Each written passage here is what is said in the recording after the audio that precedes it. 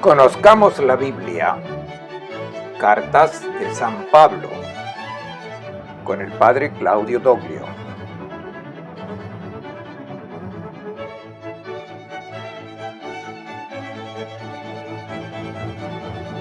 Cartas a los tesalonicenses.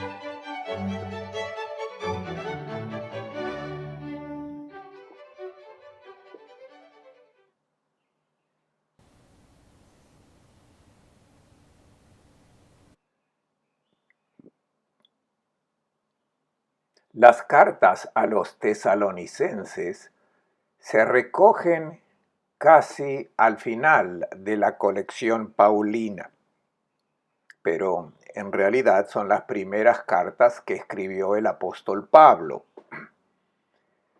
La primera carta a los tesalonicenses no solo es la primera obra de Pablo, sino también el primer escrito del Nuevo Testamento que nosotros poseemos.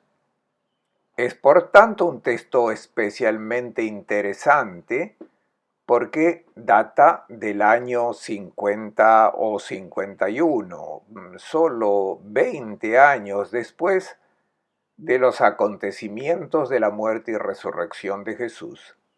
Nos encontramos ante un texto muy antiguo, que es testigo de la primera comunidad cristiana y por lo tanto un documento privilegiado para conocer la fe de una comunidad cristiana que vive en un entorno griego en la ciudad de Tesalónica. Una comunidad no formada ya por judíos, sino por griegos, con la presencia de algunos judíos. San Pablo llegó a la región de Macedonia, en Filipos y en Tesalónica entre los años 49 y 50 y fundó dos comunidades vivas. San Lucas lo relata en los Hechos de los Apóstoles, también porque estuvo presente en esa misión. Y Lucas se quedó en Filipos, mientras que Silas y Timoteo acompañaban a Pablo a Tesalónica, donde los apóstoles permanecieron poco tiempo. Imaginamos que unos 3 meses, no más.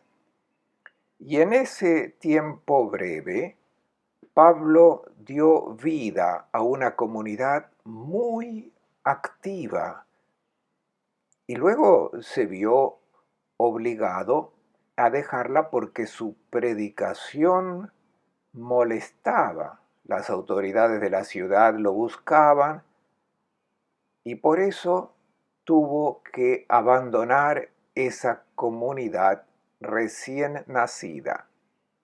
Silas y Timoteo se quedaron y Pablo continuó su viaje a Atenas y luego a Corinto. Pero es lógico imaginar que el apóstol estaba preocupado por la suerte de esa joven iglesia, hasta que unos meses después Silas y Timoteo se le unieron en Corinto, trayendo buenas noticias, diciendo que la comunidad progresaba, que era constante y fiel a pesar de las dificultades que enfrentaban. Precisamente, reaccionando a las buenas noticias traídas por sus colaboradores, Pablo tomó pluma y papel y escribió por primera vez una carta. Por lo que sabemos es la primera que escribió, o mejor dicho, la primera que se ha conservado. Es una carta familiar donde el apóstol se limita a relatar y recordar lo sucedido. En los 3 primeros capítulos, básicamente el autor se refiere a su propio estilo, a la actitud de predicación y a la grandeza de la obra que Dios había realizado entre aquella gente, llevando a varias personas a la fe. En la segunda parte, el apóstol ofrece algunos esclarecimientos, porque evidentemente Silas y Timoteo habían llevado junto con las buenas noticias algunas preocupaciones, porque la catequesis inicial había sido tan breve que inevitablemente habían aparecido lagunas, y en estas lagunas habían brotado inquietudes, opiniones erróneas, dudas, por lo que el apóstol, consciente de estos problemas, responde y aborda una serie de cuestiones, y la más importante de las cuales es sin duda la del destino final de los muertos. Es interesante constatar que la primera fase de la predicación paulina y la redacción de sus cartas tiene un tono escatológico, es decir, relativo al cumplimiento final. Es la perspectiva más antigua. La primera predicación cristiana estaba especialmente orientada hacia el cumplimiento, el anuncio de que Cristo renueva el mundo y lleva la historia de la humanidad a su fin. Hay, por tanto, una tensión hacia el final, hacia el comienzo de la nueva vida. Pablo y sus compañeros esperan la inminente venida gloriosa de Cristo. El Cristo resucitado, ascendido al cielo, sentado a la derecha del Padre, toma el control de la historia y pronto vendrá a completar su obra. Ahora, debido a esta predicación, con su fuerte enfoque en el final, una extraña opinión había surgido en Tesalónica, que algunas personas, al menos, tenían la idea de que los cristianos no morirían. Que tal vez habían entendido esto de la predicación de Pablo. Nos podemos imaginar algo así. El apóstol anuncia que Cristo es el Salvador, que Cristo ofrece la vida, que Cristo está a punto de inaugurar su reino. Y cuando venga en gloria, nos llevará a todos con Él a una vida plena, eterna e inmortal. Alguien que se había adherido a la predicación de Pablo había imaginado que el grupo cristiano pasaría directamente a la vida eterna en el glorioso advenimiento de Cristo sin ver la muerte. Se creó pánico, o al menos estas dudas se volvieron preocupantes cuando alguien de la comunidad cristiana murió y surgió la duda de que todo era una pura ilusión. Y probablemente alguien se preguntó, ¿pero no nos dijo que no moriríamos? Entonces, si uno está muerto antes de la gloriosa venida de Cristo, está perdido. Cuando Cristo venga, ya no lo encontrará en la tierra y por lo tanto no podrá acogerlo en su reino de vida.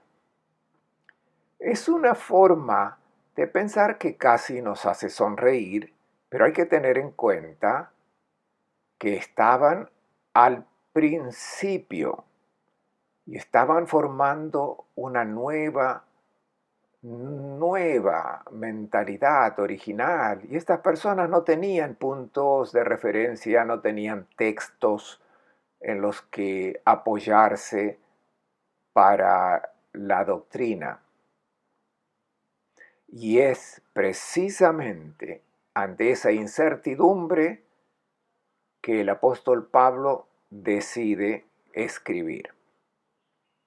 Saluda, recuerda, expresa su afecto, pero sobre todo viene a aclarar la doctrina. Y escribe así en el capítulo 4: No quiero dejarles ignorantes, hermanos, sobre los que han muerto, para que no se aflijan como los que no tienen esperanza. No dice que no deben afligirse por la muerte de un ser querido, sino que no sigan afligiéndose como si fuera una pérdida irreparable, que es la opinión que tienen los que no tienen esperanza. En cambio, nosotros creemos que Cristo murió y resucitó, y así los que han muerto, Dios los redimirá por medio de Jesús junto con Él. Esto es lo que decimos sobre la palabra del Señor. Esta no es la idea de Pablo. Pablo está transmitiendo una enseñanza importante que ha recibido. Lo que está diciendo lo dice en base a la enseñanza del Señor Jesús. Los que vivimos y que seguiremos vivos en la venida del Señor, no tendremos ninguna ventaja sobre los que han muerto. Se utiliza una palabra importante y especial, la venida del Señor, pero literalmente en el griego original no está el verbo venir, ni siquiera un sustantivo correspondiente venida. Tenemos la palabra parusía, que en griego está unida al verbo ser con la preposición para. Es un acercamiento. La parusía es la presencia, el estar allí. Y es un término técnico que se usaba en el lenguaje helenístico para indicar las visitas oficiales de los grandes personajes, especialmente el emperador.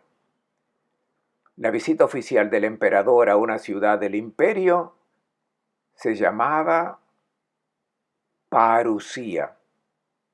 Es el momento de la presencia oficial del Kyrios, del Señor. Y la comunidad cristiana adoptó este lenguaje oficial del imperio para decir que el Kyrios es uno solo, y no es el emperador de Roma, sino el Señor Jesús, y esperan su venida, su visita, su presencia solemne. Y se trata de preparar esta visita oficial para entrar en su reino. Ahora, sin embargo, Pablo subraya que los que están muertos no están perdidos, y los que todavía están vivos no tienen ninguna ventaja sobre los muertos para este encuentro definitivo con el Señor Jesús. Otro detalle interesante es que dice, nosotros que todavía estaremos vivos en la venida del Señor. Noten que Pablo eh, cree que todavía estará vivo en la venida gloriosa del Señor. En cambio, él murió y pasaron muchos siglos y hasta hoy la parucía, la venida gloriosa de Cristo, todavía no ha tenido lugar. Entonces, ¿se equivocó Pablo? ¿Enseñó algo equivocado? No. Él enseñó que todavía estaría vivo en la venida, sino que simplemente utilizó una imagen coloquial nacida del deseo de estar todavía allí, es decir, del deseo de que la venida fuera inminente. Y también nosotros utilizamos esta expresión.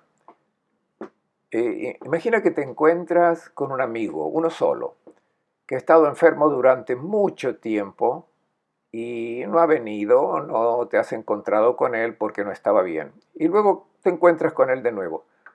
¿No te resulta natural decir una frase como esta? Entonces, ¿estamos curados? ¿Estamos bien? ¿Por qué utilizaste el plural? No es lógico. Tú estabas sano, él estaba enfermo. Pero precisamente para crear una relación de solidaridad, hablamos a una sola persona, diciéndole, estamos curados. Es el mismo fenómeno retórico por el que Pablo dice, nosotros que aún estaremos vivos. Está hablando de los vivos y él está vivo, pero pensando en alguien que ha muerto. Dice, nosotros que aún estaremos vivos no tendremos ninguna ventaja sobre los que han muerto, porque ese evento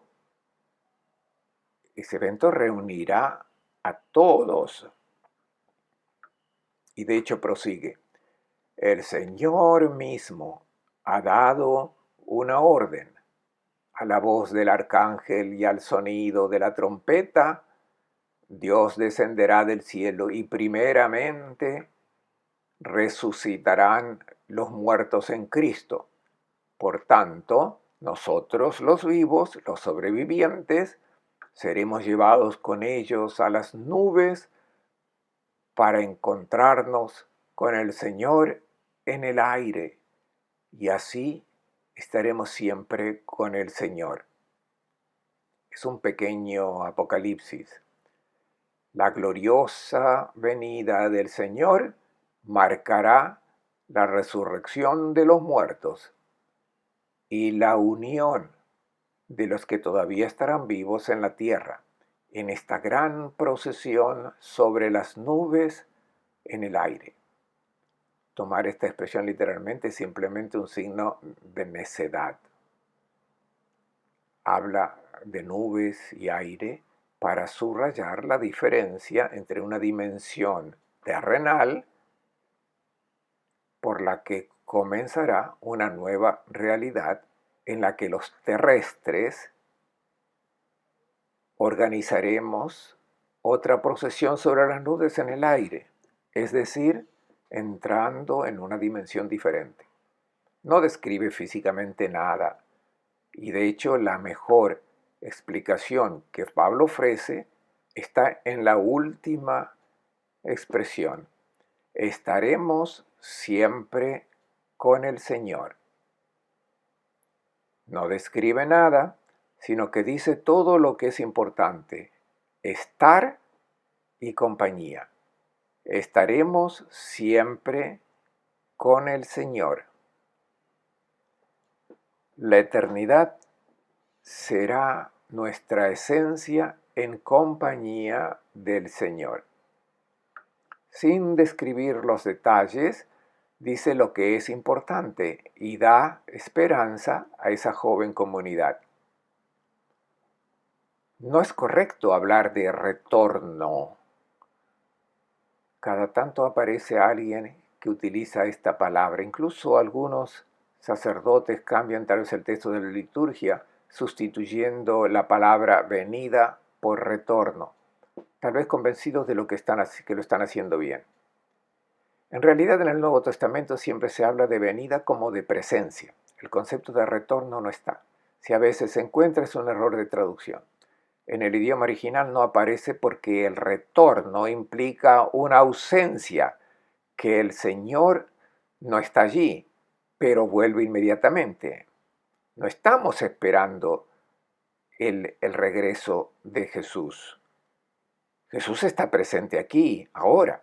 Estamos esperando la manifestación gloriosa, la manifestación completa.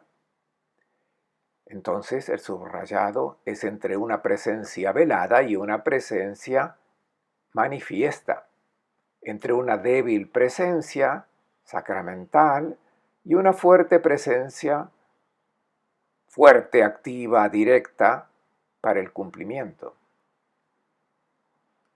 La conclusión que Pablo saca de esta instrucción doctrinal es la necesidad de mantener la vigilancia, de estar despierto, de estar listo para esperar diligentemente este momento glorioso. Poco tiempo después de escribir la primera carta a los tesalonicenses, Pablo escribió la segunda carta a la misma comunidad, porque habían surgido otros problemas. A raíz de la carta enviada por el apóstol, algunos de los cuales había deducido que la venida era inminente, que de un momento a otro se acabaría el mundo, en cualquier momento. Pablo volvió a escribir sobre las señales que preceden a la gloriosa venida de Cristo, subrayando que este fin no es tan inminente como algunos creen. Reprocha especialmente a algunos que decían que no era necesario trabajar. Partiendo de la idea de que el mundo se iba a acabar en cualquier momento, se habían preguntado para qué seguir trabajando. Y al final se estaban volviendo viciosos. Mientras esperaban la venida gloriosa de Cristo, además de no hacer nada, estaban creando problemas.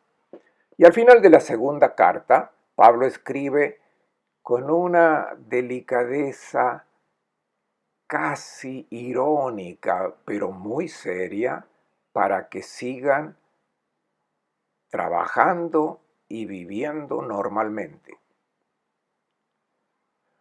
Ordenamos, hermanos, en el nombre de nuestro Señor Jesucristo, que se alejen de todo hermano que se comporta de manera indisciplinada.